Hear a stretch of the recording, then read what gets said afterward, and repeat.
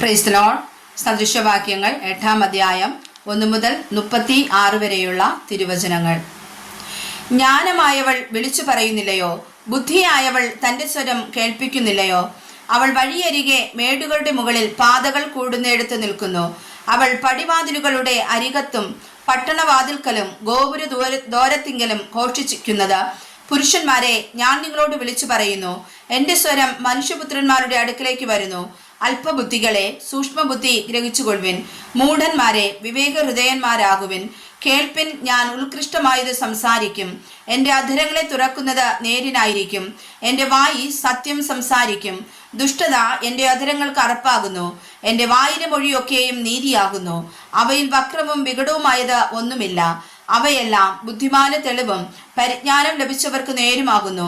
വെള്ളിയേക്കാൾ എൻ്റെ പ്രബോധനവും മേത്തരമായ പൊന്നിനേക്കാൾ പരിജ്ഞാനവും കൈക്കൊള്ളുവിൻ. ജ്ഞാനം മുത്തുകളേക്കാൾ നല്ലതാകുന്നു. മനോഹരമായതൊന്നും അതിന് തുല്യമാകയില്ല. ജ്ഞാനമെന്ന ഞാൻ സൂക്ഷ്മബുദ്ധിയെ എൻ്റെ പാർപ്പിടമാക്കുന്നു.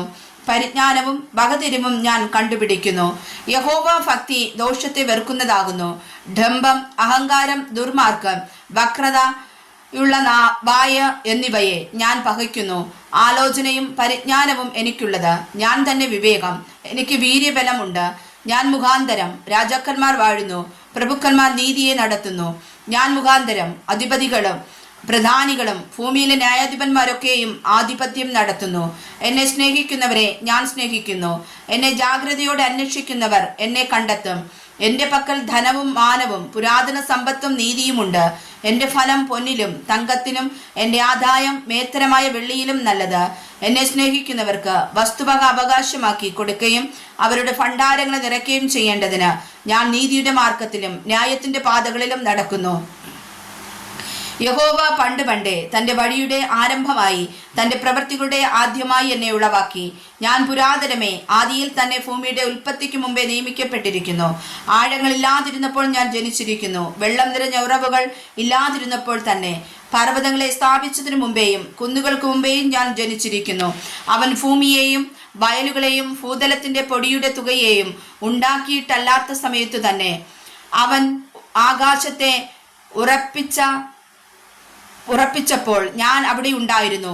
അവൻ ആഴത്തിൻ്റെ ഉപരിഭാഗത്ത് വൃത്തം വരച്ചപ്പോഴും അവൻ മീതെ മേഘങ്ങളെ ഉറപ്പിച്ചപ്പോഴും ആഴത്തിൻ്റെ ഉറവുകൾ തടിച്ചപ്പോഴും വെള്ളം അവൻ്റെ കൽപ്പനയെ അതിക്രമിക്കാതെ വണ്ണം അവൻ സമുദ്രത്തിന് അതിർവെച്ചപ്പോഴും ഭൂമിയുടെ അടിസ്ഥാനം ഇട്ടപ്പോഴും ഞാൻ അവൻ്റെ അടുക്കൽ ശില്പിയായിരുന്നു. ഇടവിടാതെ അവൻ്റെ മുമ്പിൽ വിനോദിച്ചുകൊണ്ട് ദിനംപ്രതി അവൻ്റെ പ്രമോദമായിരുന്നു.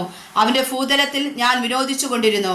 എൻ്റെ പ്രമോദം മനുഷ്യപുത്രന്മാരോട് കൂടെയായിരുന്നു. ആകയാൽ മക്കളെ, എൻ്റെ വാക്ക് കേട്ടുകൊള്ളുവിൻ. എൻ്റെ വഴികളെ പ്രമാണിക്കുന്നവർ ഭാഗ്യവാന്മാർ. പ്രബോധനം കേട്ട് ബുദ്ധിമാന്മാരായിരിപ്പിൻ. അതിനെ ത്യജിച്ചു കളയരുത്. ദിവസം പ്രതി എൻ്റെ പടിവാതിൽക്കൽ ജാഗരിച്ചും എൻ്റെ വാതിൽ കട്ടളയ്ക്കൽ കാത്തുകൊണ്ടും എൻ്റെ വാക്ക് കേട്ടനുസരിക്കുന്ന മനുഷ്യൻ ഭാഗ്യവാൻ. എന്നെ കണ്ടെത്തുന്നവൻ ജീവനെ കണ്ടെത്തുന്നു.